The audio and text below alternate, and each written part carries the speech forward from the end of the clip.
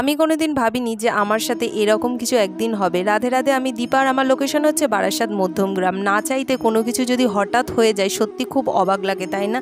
আর আমি আজকে যে কথাটা বলবো সেটা তো আমি কখনো ভাবিনি যে এরকম কোনো দিন আমার সাথে হতে পারে। আজকে যে কেকটা করছি এই অর্ডারটা এসেছিলো অনেক দূর থেকে, তবে এত দূর থেকে কেউ এসে আমার কাছ থেকে কেক নিয়ে যাবে এটা আমি কোনো সময় ভাবিনি। এই অর্ডারটা আমার কাছে এসেছিলো অশোকনগর থেকে। যখন আমাকে কল করে ও বলেছিল তখন আমি শুনেই কিন্তু সাথে সাথে বারণ করে দিয়েছিলাম, কারণ অশোকনগর অবধি কেক দিয়ে আসা সত্যি পসিবল না। তো আমাকে জানালো যে না, তোমার দিতে হবে না, কেকটা আমি মধ্যমগ্রাম স্টেশন দিয়ে গিয়েই নিয়ে আসবো।